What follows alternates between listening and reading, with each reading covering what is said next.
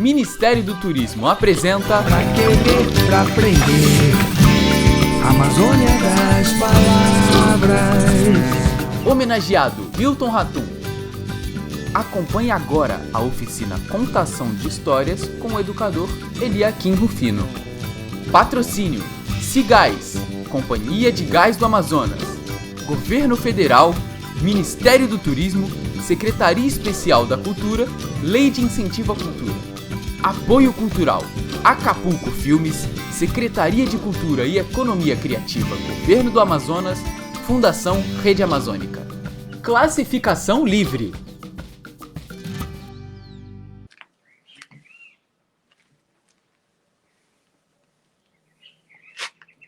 Antes da invenção da escrita, antes do que se chama história, toda palavra era guardada unicamente na memória. Velhos e moços e a meninada, em volta da fogueira, aprendiam como a terra foi criada, como os rios se formaram, como as plantas floresceram, como os dias se passaram. Povos antigos ainda guardam essa antiga tradição. As histórias vão passando geração a geração. Toda palavra dita fica para sempre escrita no livro do coração. Eu sou Eliakim Rufino, sou de Boa Vista, Roraima, e estou aqui para falar sobre contação de histórias. A Amazônia das Palavras me fez esse convite e eu... Alegria, prazer e honra de estar aqui com vocês. Bom dia para todos, todas e todes. E vamos falar sobre contação de histórias. O primeiro item aqui é a contação e o contador de história. A contação e o contador de história é tão antigo quanto a humanidade. Eu creio que lá na caverna, em volta da fogueira, já tinha alguém contando uma história. Então, vem de tempos remotos essa prática da contação de história, e temos que lembrar também que, durante muito tempo, muitas sociedades em todo o planeta não haviam conquistado ainda isso da escrita. Então, nós temos um grande período de oralidade, um grande período sem grafismos, né? E esse período, é nesse período que se geram a maioria das histórias que até hoje nós ouvimos. Muitas histórias vêm desse período aí, porque o período de oralidade ele é bem maior do que da escrita para cá. Então, nós temos essa tradição da oralidade. E todas as vezes que alguém se utiliza do recurso da oralidade para contar uma história, na verdade, a pessoa está resgatando esse hábito antigo.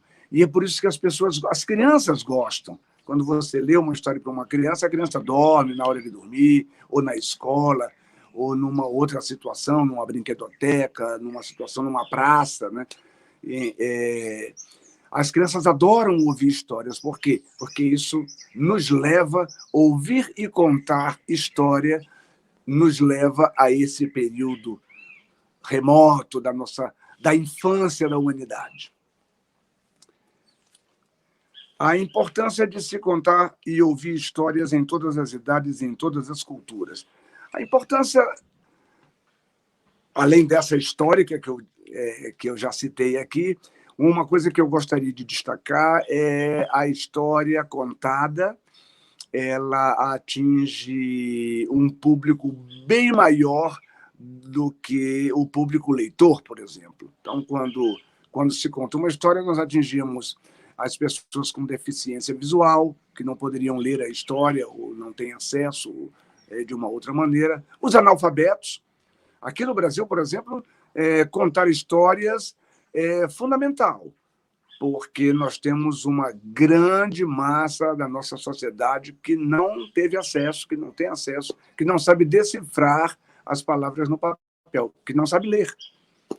E a contação de histórias supre essa necessidade também, né? Alcança estes que por deficiência física, né, não conseguem ler, e outros que por deficiência do Ministério da Educação, né, que não consegue ofertar programas de alfabetização para toda a população, ficam sem saber ler. Mas a importância da contação de história em todas as idades, em todas as culturas, é essa que eu já reafirmei.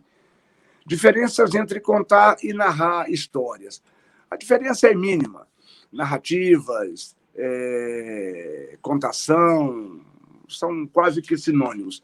A contação difere da narrativa porque, para narrar, eu não preciso de muitos recursos. E a contação, geralmente, o contador se vale de uma maquiagem, um figurino, um cenário, alguns objetos de cena, como um recurso, um guarda-chuva, uma bengala, de acordo com o texto que ele vai falar. Então, a contação ela pode, se não for uma contação simples, você pode ler um livro para uma criança, você está contando história. Mas uma contação mais teatralizada, ela atinge mais. Eu já ouvi falar que nas escolas da França, o contador de histórias é uma presença obrigatória. Aqui no Brasil, nós não temos contadores de história nas escolas e muitos dos professores não sabem contar histórias, né? Então, talvez é por isso que nós estamos aqui. Com certeza, nós estamos aqui, o Amazônia das Palavras quer contribuir para o aumento de contadores de história no nosso país, principalmente aqui na Amazônia. Nós precisamos reproduzir essas histórias, principalmente as histórias nossas aqui da nossa região. Vamos já chegar nesse assunto. Os povos originários, como os primeiros contadores de história, a memória como compreensão da vida. Isso que eu já vinha falando. Antes da invenção da escrita, toda a palavra era guardada unicamente na memória. Os gregos, há uma divindade na mitologia grega, há uma deusa da memória, se chama Mnemosine. Mnemosine é deusa da memória. Eu, por exemplo, sou devoto de Mnemosine, por isso que eu tenho memória boa, para poder estar aqui contando essas histórias para vocês. Os povos originários, eles detêm, aqui na nossa região, no caso, os povos originários indígenas, né, que detêm essa sabedoria da contação de história através dos seus mitos, que vão passando de geração em geração. A nossa riqueza aqui literária de contação de histórias é exclusivamente dos povos originários de toda a Amazônia, dos povos indígenas da Amazônia. Resgate dos mitos e histórias indígenas, nosso quinto item aqui. Resgatar mitos e histórias indígenas é uma coisa que já está sendo feita neste momento por indígenas de todo o Brasil, principalmente aqui da Amazônia. Mitos que eram falados, né, que eram contados, que passaram séculos nesse mundo da oralidade, nesse mundo da fala, agora vão para o papel. Muitos escritores indígenas. Há no Brasil, neste momento, uma associação de escritores indígenas. Essa associação foi criada pelo escritor indígena Daniel Munduruku. Daniel Munduruku, que eu vou aproveitar para... Ele tem muitos livros publicados, traduzidos em vários idiomas, é um grande escritor. Me parece que é candidato agora à Academia Brasileira de Letras. Vou mostrar aqui para um dos livros que eu recomendo para vocês, Contos Indígenas Brasileiros, em que o Daniel não só reúne contos do povo dele, do povo Munduruku, mas de outros povos indígenas do Brasil. Por exemplo, tem mitos aqui, Tupi, Guarani, Nambiquara, Carajá, Terena, Caingangue, Tucano, Taulipã, que é aqui de Roraima. Então, é um livro fundamental para quem quer começar a mergulhar nesse universo dos mitos e da literatura indígena brasileira. Me parece que, nesse momento, a grande novidade da literatura brasileira é a literatura produzida por escritores indígenas brasileiros. Além do Daniel Munduruku. Aqui em Roraima, por exemplo, nós temos 3 escritores indígenas, que eu citaria aqui agora, que é o Jaider Isbel, o Cristino Apixana e o Dan. O Camudan Apixana. Esse livro lindo aqui, O Sopro da Vida, que eu vou deixar para ler no final. Eu vou ler essa história para vocês. Eu vou contar a história, O Sopro da Vida, Putacairi Kaikikari, em Uapixana. Uma história para colorir de Camudan Uapixana, aqui de Roraima, nosso escritor indígena. Uma outra curiosidade que eu quero mostrar para vocês aqui do Daniel Munduruku, ainda falando sobre literatura indígena brasileira, esse livro aqui, O Sinal do Pajé, de Daniel Munduruku. Eu tenho uma alegria de mostrar esse livro, porque esse livro aqui há uma informação de que alguns capítulos deste livro foram inspirados na letra da música Memória da Tribo, de Nilson Chaves e Eliakim Rufino. E tem uma dedicatória aqui para mim que diz assim, ó: Eliakim, eis um texto inspirado em seu trabalho, espero que goste do resultado. Então, eu tenho essa aproximação, tenho essa honra, né? Uma canção minha, uma letra minha, inspirou aqui o Daniel a escrever O Sinal do Pajé, e eu acompanho, tenho esses livros aqui na minha biblioteca, e estou sempre recomendando, fazendo essas indicações bibliográficas, principalmente para vocês que são professores, ou que são pesquisadores, ou que querem se aprofundar mais nesse universo da literatura indígena brasileira e da literatura indígena produzida aqui na Amazônia. Aqui também nós temos Davi Yanomami, com o seu grande livro A Queda do Céu, lançado na Feira de Livro de Paris. Então, os escritores indígenas hoje ganham uma força, ganham uma visibilidade maior na literatura brasileira. 6º item, quem pode contar histórias? Qualquer pessoa pode contar histórias. Inclusive, até os que não têm o recurso da fala. É possível contar histórias através da língua de sinais, Libras. Eu não domino essa linguagem, mas eu sei que é possível contar histórias. Se é possível se comunicar, se é possível viver, explicar o mundo, é possível contar histórias. Talvez seria uma experiência interessante detectarmos contadores de história entre os praticantes usuários da língua de sinal. Com certeza, deve ter alguém que conta histórias com sinais. É possível contar histórias através de desenhos, através de música. Esse dia eu estava lembrando uma música que eu cantava para minha filha, cantada pelo Moraes Moreira, eu acho que é do Moraes Moreira, uma música que se chama Pégaso. Era uma vez, vejam vocês, um passarinho feio, que não sabia o que era, nem de onde veio. Então vivia a sonhar em ser o que não era, voando com as asas da quimera. E o passarinho sonhava ser uma gaivota, porque ela é linda e todo mundo gosta. Naquelas de pretensão, sonhava ser um gavião. E vejam só que vergonha quando quis ser a sagrada cegonha. Uma história contada, uma história infantil contada em música. É possível contar histórias de várias maneiras. Uma delas é da maneira que eu estou fazendo aqui agora, né? Falando para você, contando, lendo ou cantando. Mas, enfim, qualquer pessoa pode contar histórias. Quem fala e quem não fala, quem desenha, é possível contar histórias. Os filmes são histórias, a literatura, tudo é história. Mas nós estamos falando hoje aqui sobre a contação de histórias, principalmente em casa e na escola, e principalmente para crianças e adolescentes. Quando eu fui professor, no ensino médio, eu fiz uma pesquisa e descobri que poucos alunos na sala passaram por essa experiência prazerosa e construtora de vida, que é ouvir histórias. E mesmo no ensino médio, eu lecionava filosofia, mas eu resolvi pegar os 15 minutos finais da minha aula para ler, capítulo por capítulo, o livro do Paulo Leminski, Guerra Dentro da Gente, que é uma história lindíssima, é um conto do Leminski, a história do menino baita que queria aprender a arte da guerra. E foi fantástico ver os adolescentes que não escutaram histórias na sua infância, os seus pais não liam, ou porque não sabiam ler, não tinham livros, não liam histórias, mas agora na escola o professor já no ensino médio lendo histórias. Então eu creio que é tarefa dos professores, sim, suprir aquilo que a família não conseguiu fazer.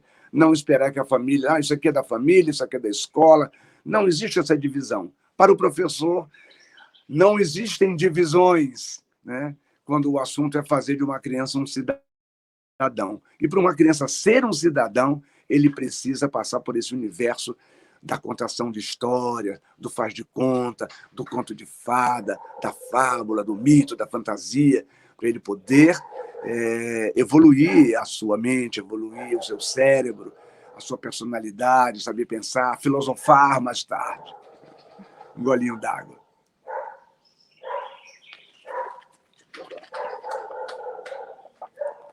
Vamos ao sétimo item, expressões regionais e pluralidade cultural.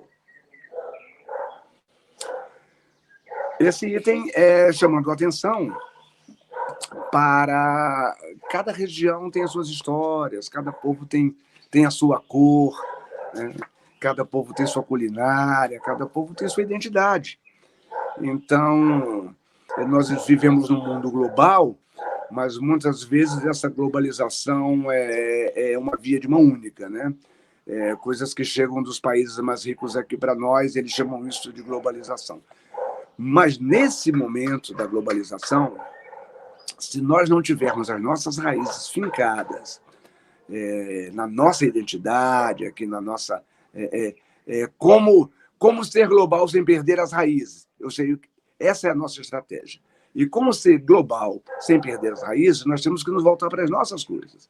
Nós que vivemos aqui na Amazônia, temos que voltar para a nossa culinária, para valorizar as nossas diversas expressões artísticas, não só a expressão arte culinária, né? A expressão plástica, a expressão musical, a expressão literária, a expressão corporal das danças e a expressão das narrativas orais, das contações de história.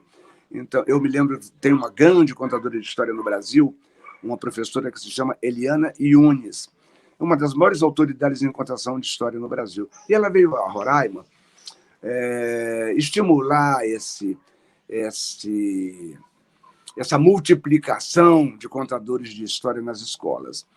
E eu me lembro que, conversando após a oficina com a Eliana Yunes, ela me disse que estava um pouco surpresa de aqui em Roraima os contadores de história que já existiam, eles não contavam histórias indígenas.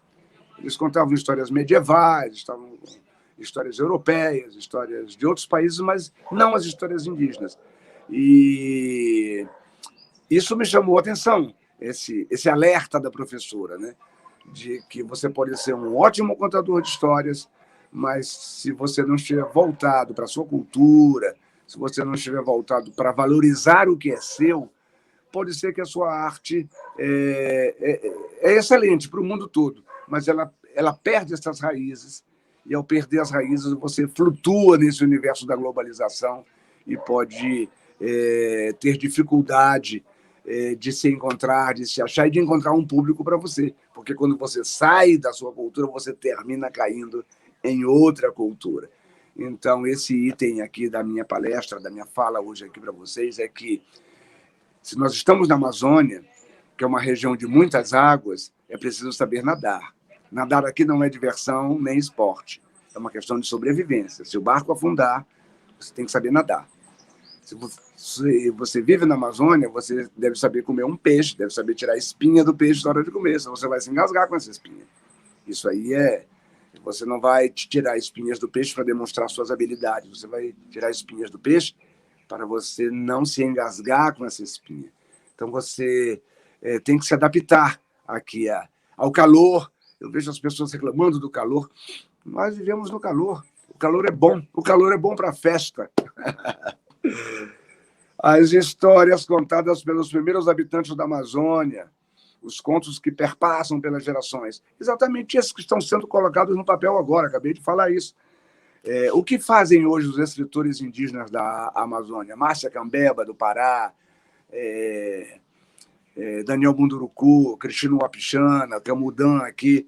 O que fazem esses escritores indígenas hoje no Brasil? E de outras regiões do Brasil, que eu não conheço o nome agora. Eu tenho mais uma coleção de livros de escritores indígenas aqui da Amazônia. Mas o que fazem os escritores indígenas hoje? Eles estão colocando no papel o que um dia foi oralidade. E que são histórias fabulosas, são fantásticas. E que muitas vezes têm um valor literário igual ou até superior à literatura feita por não índios. Isso é bom de se salientar aqui. Uma coisa que está aqui nesse item é essa diferença entre lenda, mito, história, conto. As pessoas às vezes confundem um pouco. Rapidamente, para esclarecer, a palavra mito é uma palavra de origem grega, e que ela significa, mitos, significa fala que narra, ou seja, uma narrativa falada, diferente de outra palavra grega que se chama logos, que é fala que demonstra. Então, quando se estuda a passagem do mito ao logos, significa a passagem de uma época em que as narrativas eram orais para uma época em que as narrativas já são escritas e demonstradas, porque o mito não tem nenhum compromisso com demonstração de nada. O mito ele é fabuloso, o mito é mágico, e é por isso que é apenas uma fala que narra, é uma narrativa oral. Então, todas as histórias indígenas são mitos. São mitos. O correto é chamar as histórias indígenas de mitos, porque são narrativas que falam sobre a origem de alguma coisa, sobre a origem do mundo, né? São os mitos cosmológicos, que falam sobre a origem do cosmos, do universo, né? Sobre a origem das pessoas, a origem dos animais. Todas as histórias indígenas, elas falam sobre a origem, o fim ou o funcionamento das coisas, né? A dinâmica da vida, a dinâmica do universo. E é por isso que os mitos são diferentes, por exemplo, das lendas, das fábulas, dos contos, né? Que já são outras classificações. As lendas, existem até agora as lendas urbanas, né? A mulher de branco que aparece na esquina, na madrugada, isso é uma lenda urbana. Ou seja, não é um mito, não é uma coisa que conta o aparecimento, que narra o aparecimento de alguma coisa, o fim, o funcionamento. Por exemplo, tem um mito Yanomami que fala que os papagaios têm aquele bico assim dobrado porque eles estavam tentando salvar um gambá chamado Naro, que estava preso atrás de uma pedra, e os papagaios vão tentar retirar essa pedra e entortam o bico batendo na pedra. Ou seja, é um mito que conta sobre a curvatura, a origem da curvatura dos bicos dos papagaios. Os mitos são lindos, as histórias são lindas. Todos os mitos têm, como as fábulas, por exemplo, as fábulas são aquelas pequenas narrativas que já vêm de muito tempo, da Grécia e tal, em que os animais assumem condições humanas. As fábulas sempre têm uma história moral, tem um fundo moral, né? Tem a moral da história. Uma das fábulas mais famosas é aquela fábula da formiga e da cigarra, que a formiga trabalha muito precavida, né, para guardar alimento para o inverno, e a cigarra só cantando. Essa fábula é contada como um exemplo de prudência, de precaução. E os mitos também. Muitos dos mitos, eles ensinam... são mitos pedagógicos, vamos dizer assim. Aqui nós temos o escritor Cristino Wapichana. O primeiro livro do Cristino se chama Onça e o Fogo, que é uma história, é um mito Wapichana, é um mito de vários povos indígenas. Às vezes muda a onça e o raio, a onça e o fogo, há variações do mito.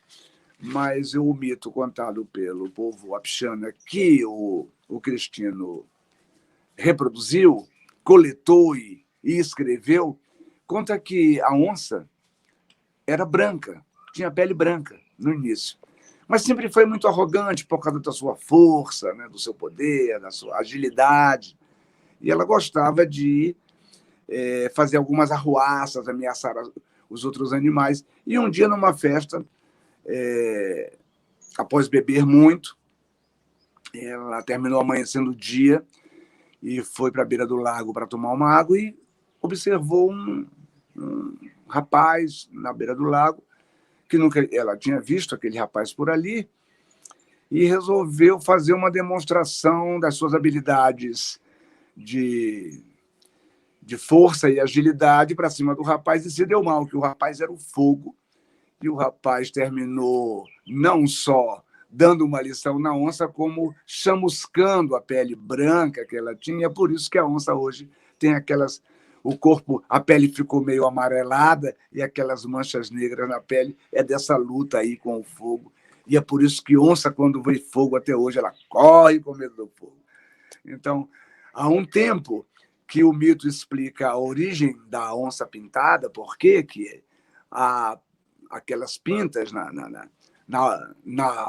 pele da onça. Ao mesmo tempo, o mito explica que nós não devemos subestimar quem nós não conhecemos. Ou seja, tem uma lição moral também. Não desafiar quem a gente não conhece. Não... A onça confiou demais na sua habilidade, na sua coragem, e terminou se dando mal. Vamos aqui.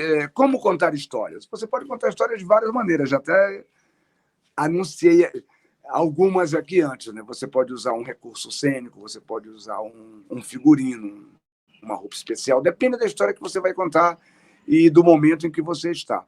No momento presencial, por exemplo, em uma sala de aula, é possível você enriquecer a sua contação de histórias. Eu, quando lecionei literatura em Roraima, no curso de letras aqui da nossa Universidade Federal de Roraima, 20 horas das 60 horas do curso eram sobre literatura indígena. E eu fui mudando as atividades de avaliação dos alunos durante o curso, mas foram 8 turmas ao longo de 4 anos, e uma das turmas eu pedi que a avaliação final de literatura indígena fosse uma contação de um mito. E com essa liberdade toda de usar recursos cênicos, pintura corporal, objetos de cena, algum cenário, e foi fantástico. E os estudantes pesquisaram, criaram. Então, é possível, você, professor, que está agora aí me vendo, e você que é interessado em trabalhar como contador de histórias, você não precisa ser professor para ser contador de história, você pode contar histórias para o seu filho e você pode ter uma profissão de contador de histórias. No Brasil, faltam contadores de histórias. As vagas estão abertas para contadores de histórias. Você pode trabalhar em escolas particulares, você pode contar histórias na rua. Há várias possibilidades para um contador de histórias num país como o nosso, que se ressente, né, desse tipo de profissional. Mas o item 11 aqui é a arte da improvisação.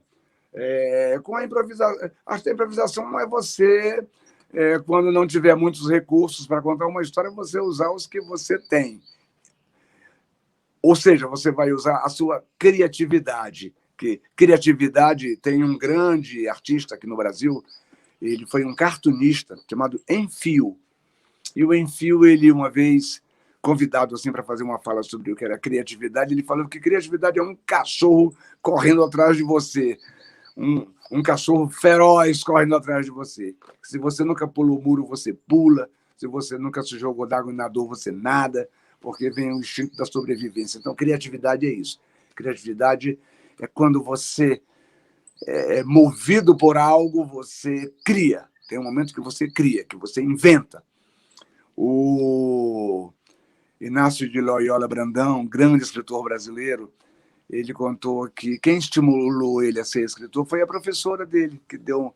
Quando eles aprenderam a ler e a escrever, a professora deu uma caderneta e disse: olha, nessas férias vocês escrevam aqui qualquer coisa interessante que chamar a atenção, que chocar ou que emocionar, você escreva aqui nessa caderneta.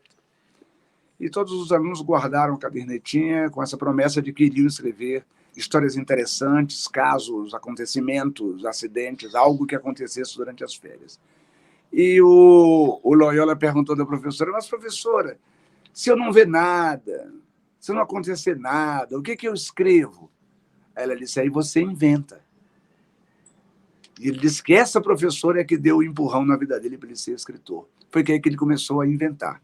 Literatura é isso. Literatura é invenção, é criatividade.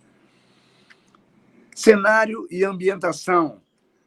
Isso depende do momento e de onde você está. Se você é professor, prepare o dia da contação. Prepare o dia da contação de histórias. Como gosto muito de contar histórias e cantar também as músicas e recitar os poemas, eu tenho todos de memória, então eu recomendo que você faça esse exercício, esse ensaio aí de aprender a história de memória. Uma maneira simples de contar é pegar o livro e ler, que é o que eu vou fazer no final aqui desse nosso encontro aqui. Eu vou pegar o livro do Dan e vou ler a história do Dan, que é uma história linda. E eu não tive tempo de memorizar. Mas estou memorizando essa história. É uma das que vai entrar no meu repertório. Histórias curtas, eu sei muitas histórias curtas. Que é bom também você ter histórias curtas. Dependendo do momento, você... Mas se você quiser trabalhar uma história mais longa, uma história com personagens, né, que você possa dar vazão a essa expressão teatral, aí é bem legal e eu recomendo, principalmente na sala de aula. Dramaticidade e entonação, desenvolvimento do estilo próprio de contar histórias, isso aí é com o tempo que você vai ganhando, né? E sempre lembrando para você, e aqui o último item é exercícios de contação, que em grande parte eu já sugeri aí para você. Você pode contar histórias diante de um espelho, você pode contar histórias diante de crianças, diante de pessoas, diante de uma câmera, diante de um celular. E as várias maneiras de contar histórias. Se você toca um instrumento, se você toca violão, por exemplo, você pode cantar as histórias para as crianças. Eu fiz muito isso. Quando eu vi o professor, eu levava muito o violão para a sala de aula e uma metodologia simples, né? A letra, eu pedia que alguém escrevesse a letra da música, geralmente é uma letra pequena, escrevia no quadro, para que todos pudessem acompanhar logo a letra, aprender rapidamente a letra. Eu tocava 2, 3 vezes, eles aprendiam a cantar, e nós tínhamos ali um trabalho, nada de canto coral, de dividir em vozes, não, uníssono mesmo, só tentando afinar todos ali, encontrar um tom que todos mais ou menos possam compartilhar e cantar juntos. E é um momento maravilhoso que você pode utilizar na sala de aula de um instrumento, e é só mudar o conteúdo. Em vez de ser uma canção, o professor de inglês pode levar uma canção em inglês para os alunos aprenderem inglês, mas você pode levar, você que quer contar histórias e toca um instrumento, você pode cantar a história para os seus alunos. Eu vou cantar uma história para vocês aqui, por exemplo, que eu escrevi, o Nilson Chaves musicou, uma história que uma avó contou para um neto.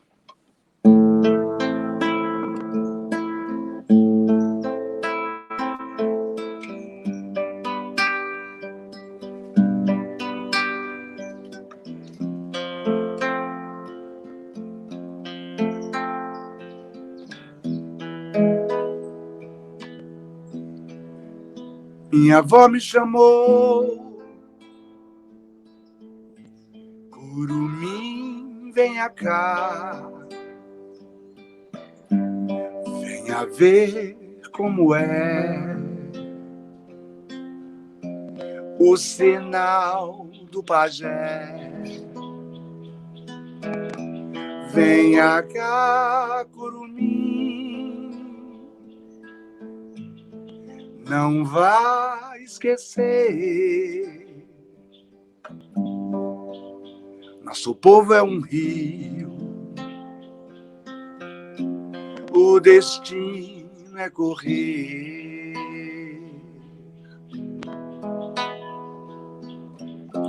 Curumim, essa terra nunca nos pertenceu, não é de ninguém, não tem dono nem Deus. Curumim, venha ver na panela de barro o que há para comer. É um caldo de peixe com as sobras do tempo, cheiro verde, sentimento. Minha avó me chamou.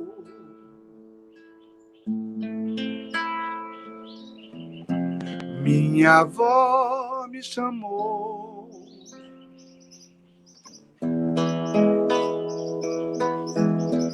Minha avó me chamou.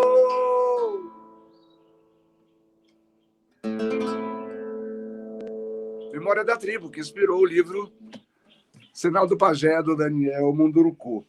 Você pode cantar a história, você pode contar a história, você pode ler a história. Quero mostrar mais um livro aqui. Antes de contar a história final, eu quero mostrar mais um livro aqui. Esse livro aqui, o Pantompia. A história do timbó. O timbó é uma planta que é utilizada por diversas sociedades indígenas na Amazônia para pescar. Tem o timbó de raiz, bate a raiz do timbó na água, e essa substância do timbó entorpece os peixes, e é possível pegar os peixes com uma peneira, assim, com um paneiro, né? Nada de anzol, de isca, bate ali uma raiz e tal. E tem o timbó de folha, tem o timbó de semente, e para cada tipo de timbó existem histórias, existem mitos sobre o timbó. E esse professor aqui, o Devair Antônio Fiorotti, que é um professor que já faleceu recentemente falecido, mas grande pesquisador, foi um professor que contribuiu muito aqui para essa questão da coleta de mitos e de histórias indígenas dos povos de Roraima. Esse livro é um livro lindo, é um livro bilíngue, é um livro português, o Apixana, ou é Macuxi, português Macuxi.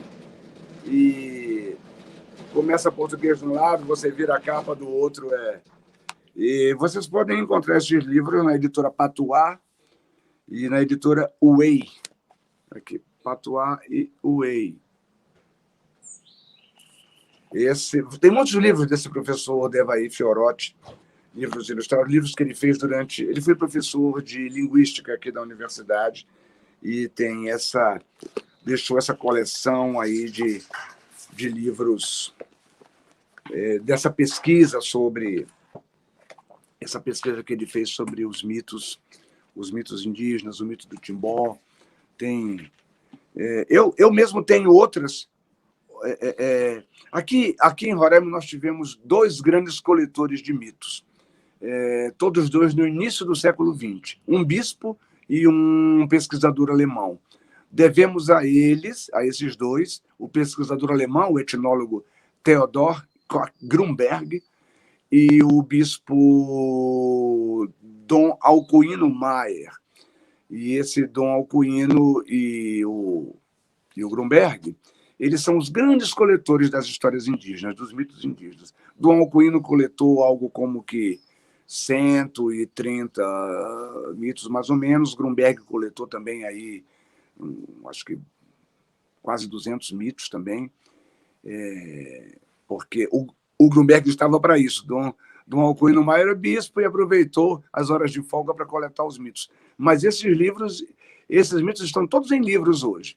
Aqui a Universidade Federal de Roraima, não estou com o livro em mãos aqui agora, mas há o livro, essa coletânea de mitos de Dom Alcuino, publicado pelo projeto de educação indígena, chama Projeto Insiquirã, da Universidade Federal de Roraima. E o projeto Insiquirã publicou a coletânea de mitos do Dom Alcuino. E a coletânea de mitos do Grunberg é uma publicação da editora EDUSP, de São Paulo. Parte da obra do Grunberg foi traduzida para o português, não toda, mas a parte dos mitos me parece que já há essa publicação da editora EDUSP.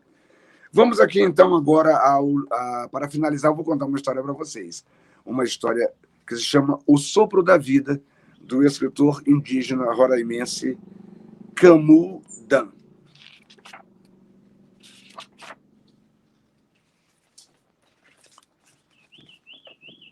O Indan era um menino de olhos puxados, cabelos castanhos lisos, de cor morena clara, com feições que lembravam a mãe. Tinha 4 anos e nascera em um lugar onde se cultivava a tradição dos povos originários e do Cerrado do Planalto Central. Certo dia encontrou, na primeira manhã que caía as frutas do cerrado, algo que não sabia direito o que era e foi logo perguntar a seus irmãos. O Ionari, a única menina dentre os 7, lhe explicou que era uma semente. Ficara intrigado e perguntou o que era uma semente. Ionari respondeu que ela caía da árvore e que era um bebê. Um bebê? Perguntou ele. Então saiu correndo, gritando que tinha encontrado um bebê. Naquele dia ele passou a procurar os bebês para brincar. O Indan brincava naquele ambiente, experimentando o gosto do frio ao amanhecer da floresta, cercada pelas recentes construções de prédios. A primeira coisa que fazia, logo que começava a caminhar sozinho, fora da casa, era explorar o seu quintal. Coletava folhas, flores, galhos, enfim, uma variedade de coisas novas para sua memória. Escalava com propriedade pequenos arbustos e descobria cada vez mais o seu universo. E assim conheceu as sementes bebês. De muito longe, pajés vinham àquele lugar sagrado para tratarem das doenças das pessoas ou simplesmente resolver alguma coisa na capital.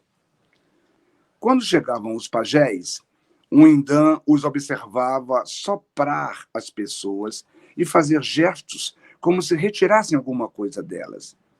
Se aproximando de seu pai, o Indan, muito curioso, perguntou o que estava acontecendo. Seu pai lhe respondeu que o pajé estava cuidando das pessoas, como fazem os médicos no hospital. Não satisfeito, continuou a questionar.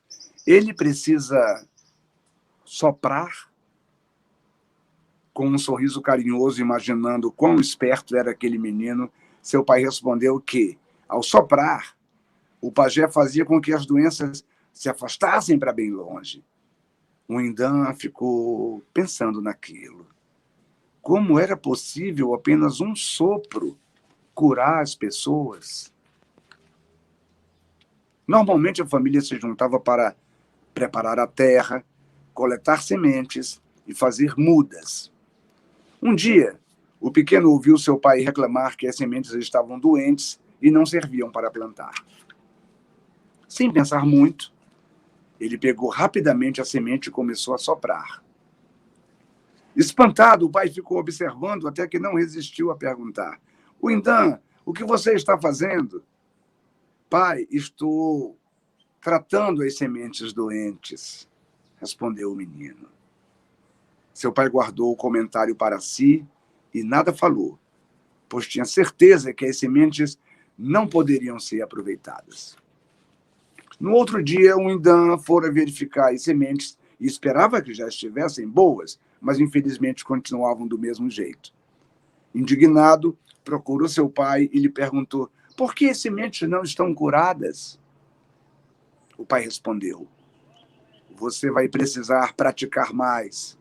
assim como os pajés. O Indan, então, começou a soprar todas as sementes que via. Ele pensava que se treinasse, soprar as sementes, elas não ficariam mais doentes. Depois de muito esforço pelo quintal, soprando tudo, o Indan sentou-se ao lado de sua mãe e comentou firmemente que agora as sementes não iriam mais adoecer. Querendo saber mais sobre o que ele pensava, a mãe perguntou: você gostaria de aprender a soprar bem? Num pulo eufórico, afirmou que sim, mas questionou: mas quem vai me ensinar? Os pajés. Quando? Quando eles aparecerem aqui novamente. Você ficará atento e observará o que eles fazem. Assim, todos os dias o menino aguardava, ansioso, quando poderia ver o pajé. Até que um dia, ao brincar no terreiro, sem motivo aparente, saiu correndo para a frente da casa. Era o pajé que chegara, e assim iniciou o diálogo. Caimém Pigari, disse ao pajé. O Caimém, respondeu-lhe o pajé. O Indan foi logo falando. Estou esperando o senhor há muito tempo para aprender a soprar sementes. O pajé quis saber por que você gostaria de aprender a soprar. E numa rapidez impressionante ele respondeu: preciso salvar as sementes. De fato, o pajé sabia que não só as sementes do seu terreiro, mas todas as sementes do mundo estavam ficando doentes, desaparecendo ao serem transformadas em outras plantas que não poderiam gerar sementes para germinar. O costume tradicional dos povos indígenas era a troca das melhores sementes para assim não as perder, explicou o pajé ao menino. E assim começou o aprendizado daquele pequeno pajé.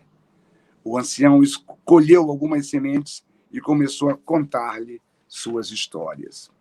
No meu tempo de criança, disse o pajé, havia muitas festas. Cada vez que se colhia sementes, agradecíamos ao grande espírito. Cada semente tem o seu dono. Foram eles que nos deram todas as sementes. Algumas vieram das estrelas, outras das águas, outras pelo vento e muitas da própria Mãe Terra. Mas foram os nossos irmãos, os animais da floresta, que nos ensinaram a plantar. Disse ainda: eu virei sempre e continuarei as aulas sobre as plantas. Vou te deixar uma tarefa. Colete todas as sementes que puder e as guarde num lugar limpo e seco, bem longe de bichinhos que se alimentam delas. Depois que o pajé partiu, o pequeno foi falar com o pai e contou sobre seu longo aprendizado. Seu pai pensou que era brincadeira e não levou a sério a sua história. Dedicado, o Indan brincava e guardava as sementes, e assim foi aprendendo que elas também precisavam de proteção. O ano todo, o Indan recebeu visitas do pajé, e enquanto brincava com as sementes, aprendia os seus segredos, formatos, cores, tamanhos e formas. Um dia, o Indan estava ajudando no viveiro e percebeu que seu pai estava colocando as sementes de cabeça para baixo e chamou a atenção para a forma errada que o pai as plantava nos berçários. E rapidamente disse: pai, o pajé falou que essa parte é para cima, onde fica a cabeça da plantinha. Seu pai ficou pensativo e perguntou aos que estavam em casa se o pajé tinha vindo aqueles dias na comunidade. A resposta foi negativa. Então começou a ficar intrigado. Como o Indan estava aprendendo sobre as sementes daquela forma? Só aos olhos de sua família isto seria um mistério. Frente aos olhos de Indan, os espíritos ancestrais eram tão reais como todos os demais seres da floresta, na qual vivia e com os quais aprendia a cuidar dos bebês das plantas e do futuro de muitas espécies. No fundo, bem no fundo, nem mesmo o pequeno menino tinha ideia de que dentro dele germinava um grande pajé. O sopro da vida, Camudan Uapixana. Muito obrigado à equipe do Amazônia das Palavras pelo convite. Um prazer falar essa minha experiência aqui sobre literatura, contação de histórias, e eu espero que tenha contribuído para a multiplicação dessa arte de contar histórias, dessa arte das narrativas orais, seja em sala de aula, seja ao lado da rede do seu filho, da cama do seu filho, seja para as crianças da sua casa, para os seus netos e sobrinhos. As crianças precisam ouvir essas histórias lindas como essa aí do Indan Uapixana. Grato, muito obrigado, até a próxima.